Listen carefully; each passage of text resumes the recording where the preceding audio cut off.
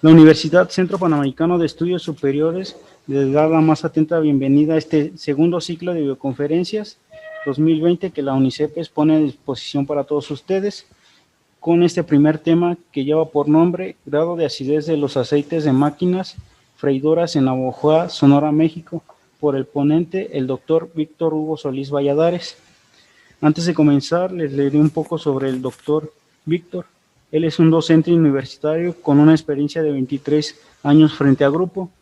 Principalmente se ha desempeñado como profesor en el área de salud, impartiendo las cátedras de bioquímica, química y tecnología de los alimentos, microbiología médica y de los alimentos. La formación en investigación es un campo que practica de forma sistemática. Un poco de los estudios del doctor Víctor. Me complace mencionarlo que es egresado del doctorado de investigación y docencia por la Universidad Centro Panamericano de Estudios Superiores en este año 2020. También cuenta con un doctorado en filosofía por Atlantic International University en 2010. Cuenta con una maestría en salud pública con acentuación en cuidado preventivo por la Universidad de Montemorelos en 2000. Él es químico, clínico, biólogo por la Universidad de Montemorelos en 1996. Es investigador e impulsor del programa de investigación de la licenciatura en nutrición desde 2009, redactor de la publicación semestral interna UNAP Research de 2009 a 2014, profesor en la Universidad Montemorelos a nivel posgrado desde el 2000. También es coordinador asociado del programa Adelante del Hospital y Sanatorio La Carlota de 1997 a 1998. Ha participado en cartel como expositor y evaluador de trabajos en cartel e investigación en el segundo foro de investigación en la Universidad de Navojoa en 2014. Sin más por el momento, los dejo con el doctor Víctor Hugo para dar comienzo a este tema tan importante que es el grado de acidez de los aceites de máquinas. Damos una cordial bienvenida a nombre de Universidad Centro Panamericano de Estudios Superiores a cada uno de los asistentes en esta segunda ronda de conferencias. Como bien se menciona, vamos a analizar el grado de acidez de los aceites de las máquinas freidoras de los restaurantes acá en Navojoa, Sonora, México. Como parte del desarrollo de esta conferencia, la he dividido en 4 secciones. Vamos a hablar sobre la introducción y el planteamiento del problema, objetivos e hipótesis que se manejó en esta investigación. Pondremos el fundamento del marco teórico y explicaré un poquito de la metodología que se realizó, asimismo como resultados y conclusiones. A manera de introducción y para que tengamos un panorama más claro de los aceites y de las grasas comestibles, he elegido esta clasificación de acuerdo al uso que le damos para cocinar o ingerir grasas. Como sección principal tenemos los lípidos o grasas y tenemos los aceites de mesa. Son esos aceites que nosotros normalmente lo usamos como aderezos para ensalada, que se comen crudos, que se comen directo de la botella, por así decirlo. Están los aceites de cocina, que son los comunes para cocinar, guisar, son sometidos al calor. Están también las mantecas, entendiéndose como manteca esa sustancia cremosa, pastosa, que puede ser de 2 orígenes, sea origen vegetal, principalmente del ácido palmítico, y origen animal. Nosotros sabemos hay grasa del tejido adiposo, del cerdo, del ganado vacuno también, que son los más comunes. Pero también podemos hablar de grasas mixtas, que son otro tipo de grasas que podemos usar también para la elaboración de alimentos. Aquí hay un detalle interesante con el que quiero arrancar. En el proceso de fritura, porque vamos a hablar sobre el proceso de fritura, freír, todos los aceites, sea que sean de origen animal o sea de origen vegetal, todos los aceites sufren cambios en su estructura química original. ¿Por qué? Pues porque vamos a ponerlo en un castigo, digamos, de temperatura y de acción y de actividad. Por lo tanto, al estar en contacto con los alimentos, las sustancias tóxicas que se forman en los aceites se transfieren a la comida durante la cocción. Estos cambios durante la fritura los he podido resumir en este esquema. Aquí nosotros vemos en este esquema un sartén. El alimento está adentro y hay tóxicos derivados, que así se los llama, a cualquier sustancia tóxica o que tenga un potencial tóxico que se forma durante el uso de la fritura o del freído. Esta transformación de las grasas o de los aceites puede ser química o enzimático durante ese proceso de preparación, o incluso si esa grasa o esos aceites los dejamos almacenados, también pueden tener cierto tipo de alteración. Y entre todos estos factores que alteran, tenemos muy importante uno principal, que es la temperatura, el tipo de alimento y también los factores ambientales como el oxígeno, el agua que se contiene en los alimentos, etc. Entonces, hay una pregunta que quisiera aclarar o abordar con ustedes en esta tarde. La pregunta tiene que ver como, ¿cómo puedo saber si un aceite está deteriorado o en buen estado? Porque estamos diciendo aquí que el aceite se deteriora cuando lo uso. Y si se deteriora, forma compuestos tóxicos. Y también acabamos de decir que esos compuestos tóxicos que se forman en el aceite se le pegan o se le transfiere a los alimentos. Entonces, ¿cómo saber eso? Bueno, en esta investigación nosotros usamos una pregunta de investigación que es el punto central, que tiene que ver con cuál es el grado de acidez de estos aceites. Químicamente, el grado de acidez nos va a ayudar a saber si un aceite está óptimo o no. Vamos a entrar en un poquito el marco teórico para poner el contexto de la importancia de esta investigación. Hay algo que conocemos y la industria de los alimentos lo sabe muy bien. Las grasas y aceites vuelven más apetecibles y sabrosos los platillos. ¿Por qué?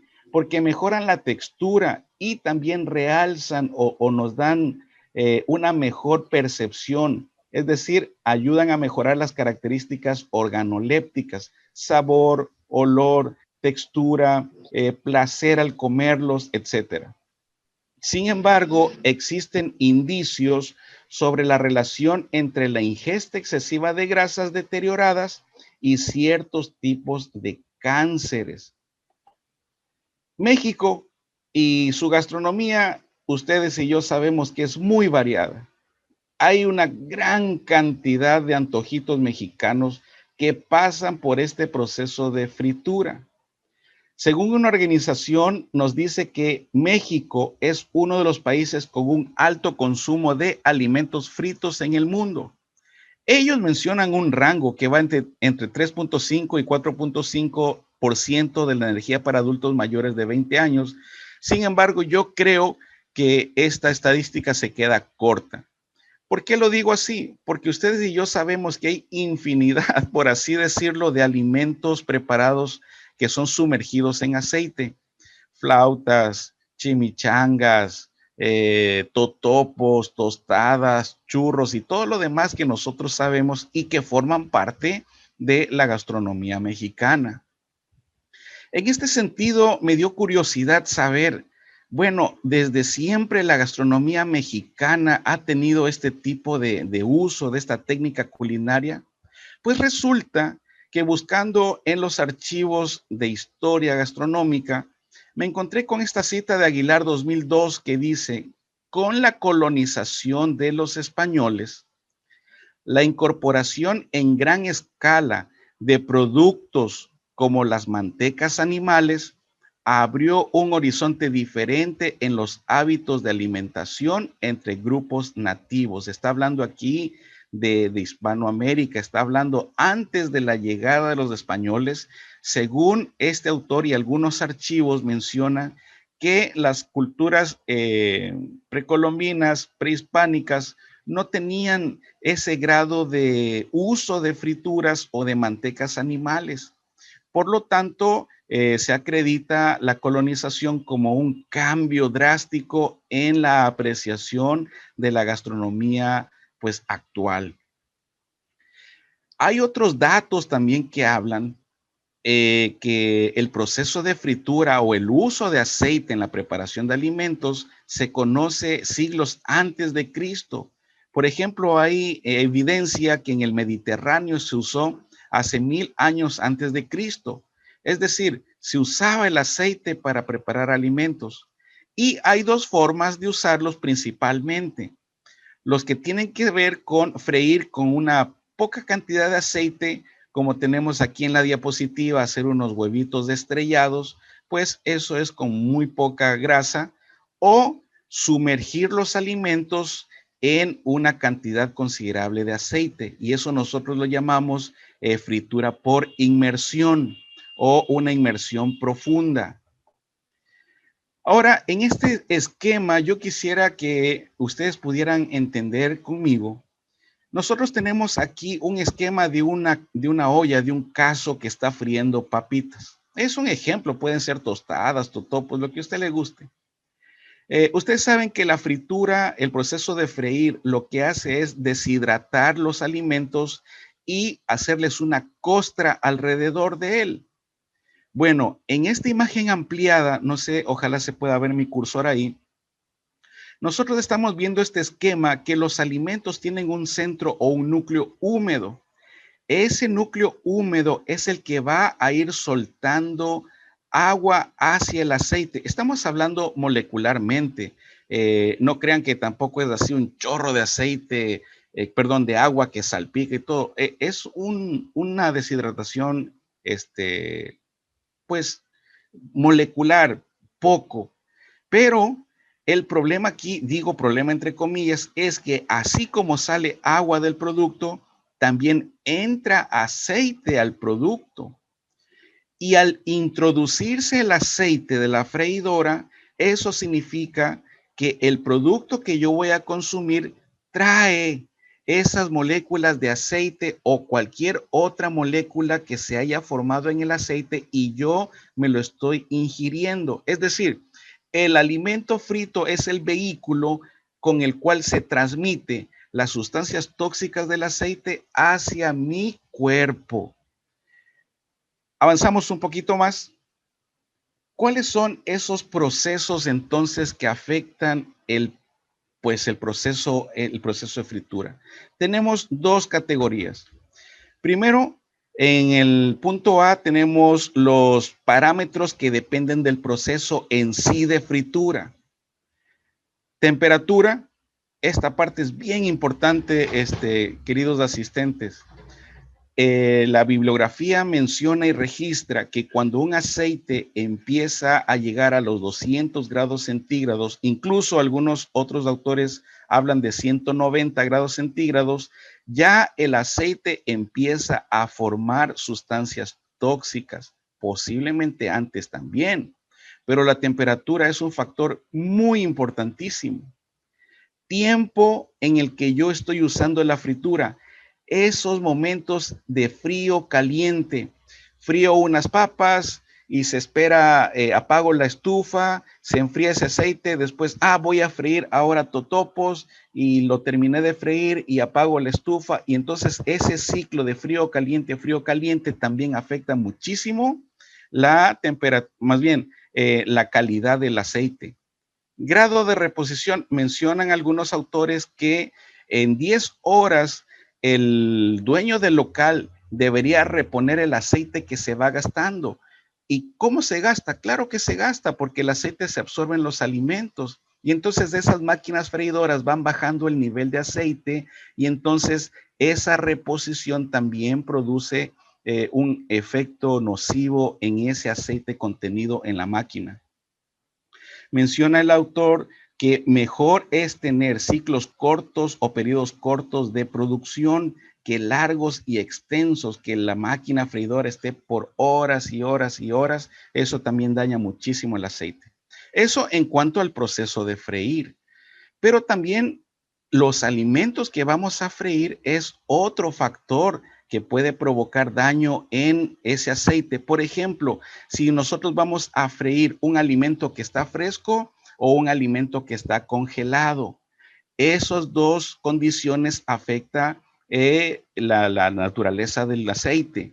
Preparación también tiene mucho que ver. Si ese alimento es capeado, es empanizado o es así fresco o tiene algún otro tipo de aderezo, eso va mermando mucho la calidad del aceite. Y por último, el tamaño de la pieza. No es lo mismo freír unas porciones chiquitas de alimento que alimentos o porciones o pedazos más grandes de alimento. Entonces, estos son parámetros que afectan la calidad del aceite. Y aquí me voy a detener un momentito, porque la bibliografía es muy amplia.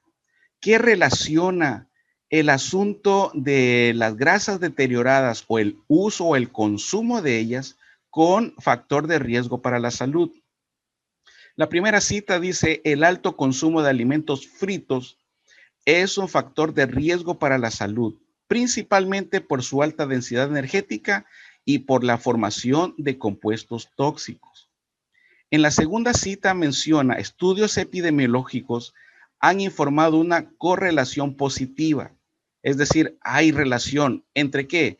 Entre el incremento de grasa en la dieta y una mayor incidencia de cáncer. Tercera, la oxidación térmica del aceite de cocina genera radicales libres. Creo que esa es una palabra, una frase o un concepto que se ha escuchado, radicales libres. Bueno, el consumo de ellos produce efectos perjudiciales para la salud y en las freidoras, en todo ese proceso de daño térmico del aceite, claro que se producen radicales libres. Y por último, el consumo de productos tóxicos producidos al freír presenta efectos graves en nuestra salud, entre otros problemas cardiovasculares, resistencia a la insulina, infertilidad femenina, afectación fetal y deterioro cognitivo. Entonces, estas son solo 4 citas, pero créame que hay bibliografía ampliamente disponible que menciona los efectos que puede provocar pues daño a la salud por consumir grasas que han sido muy maltratadas o maltratadas térmicamente. En relación a la metodología, como población usamos restaurantes que son fijos, es decir, no ambulantes, restaurantes que tienen su local, su registro sanitario y todo lo demás. Aquí en Navojoa, Sonora, México. La muestra consistió en 15 restaurantes. De ellos, tomamos 500 mililitros de aceite de la máquina freidora. Debo decir lo siguiente, esta parte a mí me costó bastante. ¿Por qué? Porque la máquina freidora estaba trabajando y estaba a toda temperatura. El aceite literalmente estaba hirviendo. Por lo tanto, sacar de ahí en un matraz Erlenmeyer, que fue lo que usamos para sacar la muestra, sí fue muy difícil debido a la alta temperatura que tenía el aceite. Pero eso era el trabajo, queríamos saber si es que esas máquinas, o mejor dicho, el aceite de esas máquinas freidoras era bueno o malo en el momento de producción. Determinamos la acidez a través del método químico, la norma mexicana F101 del 87, y usamos como valor de referencia 1.25 como límite mínimo para descartar el aceite. Hablando un poquito del tipo de investigación, si aquí tenemos algún estudiante de investigación, métodos de investigación, pues podrá entender un poco mejor esto. Según su alcance temporal, esta fue una investigación transversal. Si nos vamos por el paradigma, pues es una investigación cuantitativa. Por la naturaleza es descriptiva y por el diseño es no experimental, porque no hicimos ninguna modificación de las variables. Y por su orientación es una investigación enfocada al descubrimiento. Me voy a meter muy muy ligeramente al análisis bromatológico que tiene que ver con los cálculos, con la química realmente de este proceso. No es mi intención dar una cátedra de cómo es esto, simplemente para que ustedes entiendan que es un trabajo interesante. En un matraz Erlenmeyer se pone alcohol etílico según la técnica que dijimos, nos basamos en la norma mexicana que se llama alimentos, aceites y grasas vegetales o animales, índice de acidez. Se pone un indicador, en este caso fenoftaleína, y se empieza a titular la muestra con hidróxido de sodio previamente valorada. Se agita hasta que la coloración es estable por 30 segundos.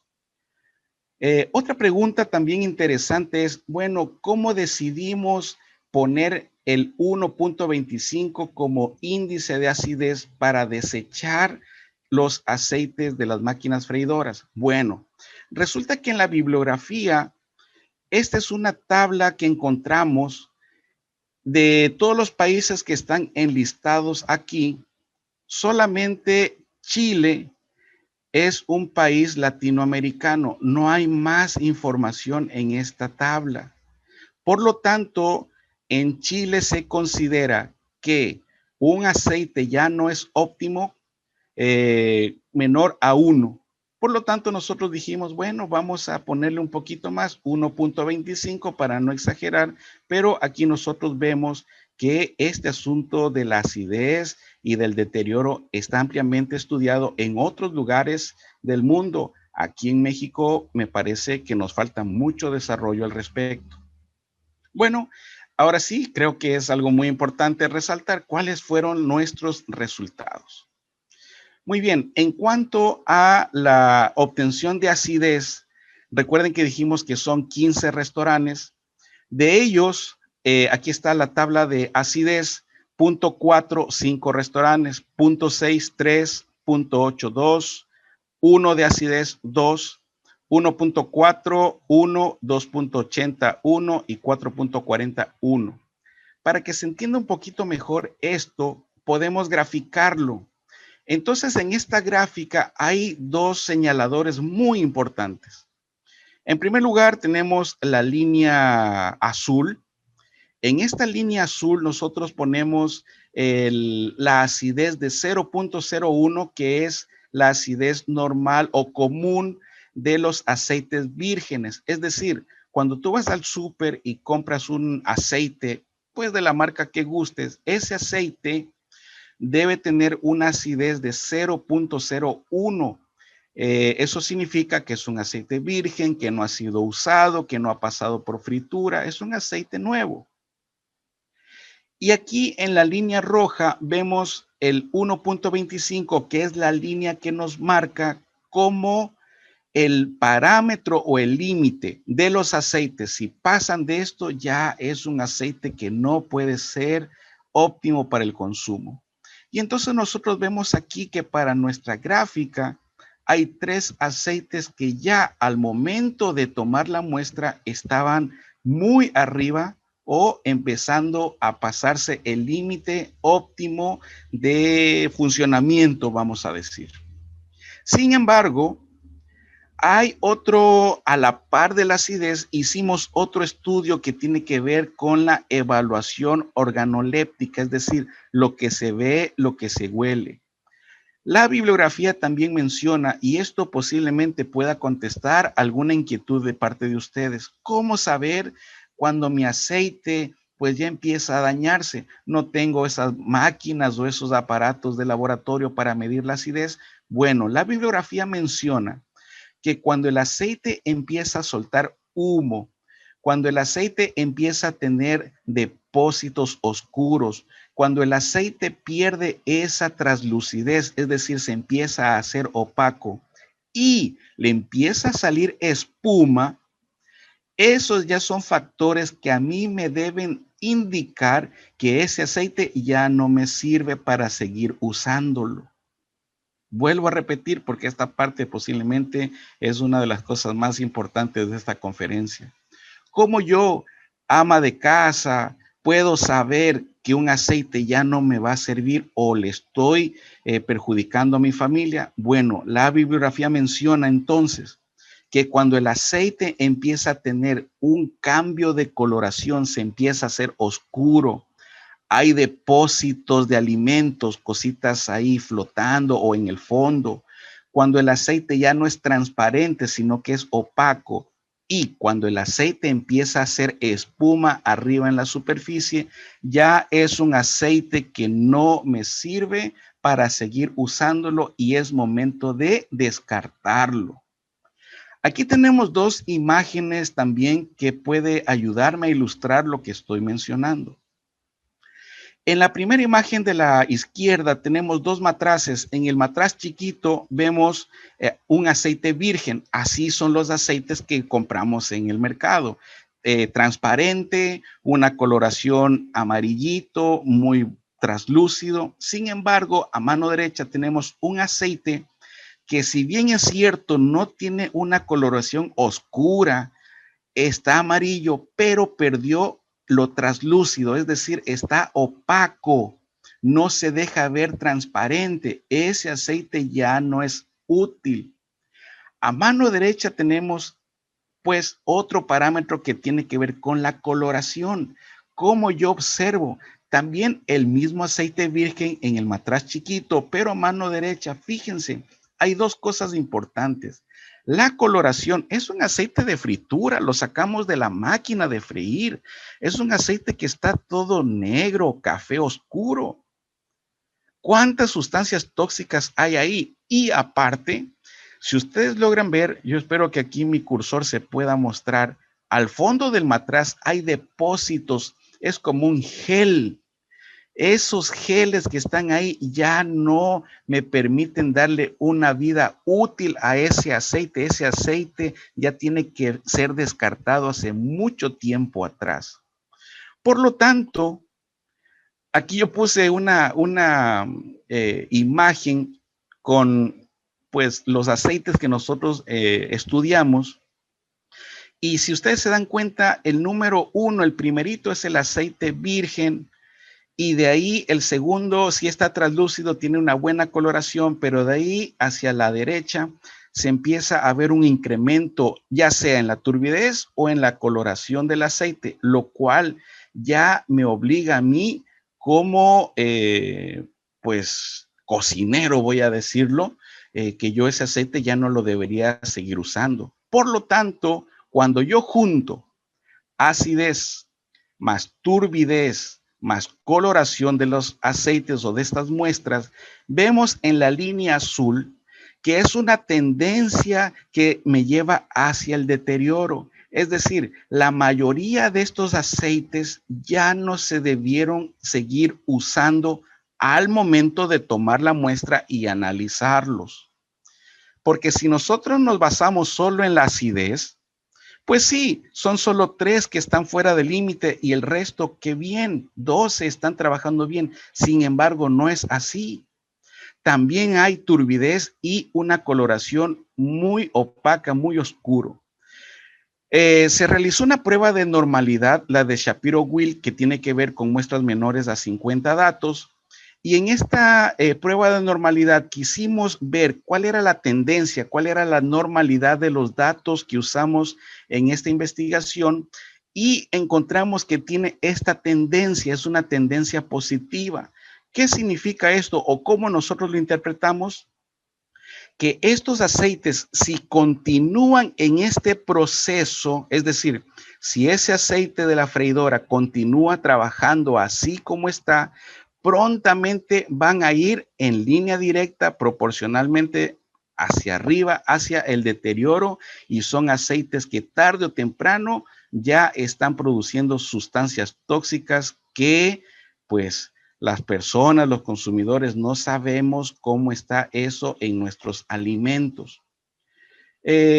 También hicimos una prueba T de muestra única poniendo el valor de referencia de 1.25, que fue el parámetro que nosotros elegimos para punto de descarte, y encontramos una significancia de 0.5. Eso nos llevó entonces por acidez a tomar la hipótesis alterna, que sí es cierto, no todos los aceites de las máquinas freidoras de los restaurantes tienen un alto grado de acidez. Es cierto eso. Sin embargo, por la percepción organoléptica, por el olor y por la coloración, son aceites que ya no deben estar funcionando. Bueno, a manera de conclusión general, podemos tomar lo siguiente. Primero, todo aceite comestible sufre daño en su estructura cuando se preparan alimentos. Ese es un fenómeno que nosotros no podemos evitar. Segundo, una pregunta que seguramente está dando vuelta en su cabeza. Entonces, ¿cuál será el mejor aceite para freír? No existe un mejor o peor aceite. Atención, es el control de los factores de los que nosotros hablamos anteriormente lo que alarga la vida útil de ese aceite. Y de todos estos factores, yo me voy a atrever a decir que el termómetro es uno de los instrumentos que a mí me deben ayudar en la cocina para saber controlar el castigo térmico que voy a someter a los aceites. 3. Aunque está legislado, porque sí hay una legislación que marca sobre este asunto, no se pone en práctica el control y descarte oportuno de los aceites usados. 4. El consumo de aceites de cocina deteriorados es un factor de riesgo para la salud que está ampliamente documentado. 5. Existe cierto grado de ignorancia por parte de los responsables del restaurante para llevar a cabo de medidas de control. 6. El estudio revela que la mayoría de los restaurantes prepara sus alimentos en aceites no aptos, es decir, hay aceites, la mayoría usa aceites ya deteriorados. Recomendaciones generales, bueno, nos dimos a la tarea de presentar los resultados en algunas autoridades federales para que se pudiera promover una iniciativa sanitaria para mejorar este control de la calidad de aceites en los restaurantes. También nos dimos a la tarea de indicarle a los responsables de los restaurantes la existencia y utilidad de algunas pruebas rápidas o incluso hay instrumentos portátiles con los que uno puede determinar si el aceite está bueno o está malo. 3. Adoptar una cultura de prevención al utilizar termómetros de cocina, ojo, en el hogar y en la industria. 5. Evitar el consumo de frituras donde es evidente el mal uso de aceites. Por ejemplo, tianguis, puestos ambulantes. Ahí nosotros podemos ver claramente el caso, es decir, en la olla donde está la grasa, y llevar a cabo un estudio longitudinal que sería muy provechoso. Como reflexión final, quiero dejar estas imágenes que tengo aquí.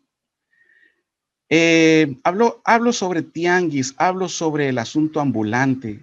Queridos participantes que me escuchan, en los tianguis o en los mercados ambulantes se preparan cierto tipo de frituras. Aquí vemos a mano izquierda las papitas fritas muy clásicas, acá a mano derecha totopos y tostadas. Miren nomás cómo está la coloración de estos aceites en las imágenes de aquí de en medio. Cuando yo tuve la oportunidad de tomar estas fotografías, el humo que sale de esos aceites, la verdad es que es bien irritante a los ojos y a la nariz. Y todo eso significa que es un aceite que está siendo castigado y los compuestos tóxicos se están generando ahí en ese aceite, en esa olla. Cuando meten pues las papitas o las tortillas para hacer las tostadas, todas esas sustancias tóxicas se pegan en los aceites, en los productos, y luego yo como consumidor ingiero esos productos y yo no sé el daño que me está haciendo consumir este tipo de alimentos fritos en estos aceites que están muy castigados, muy negros.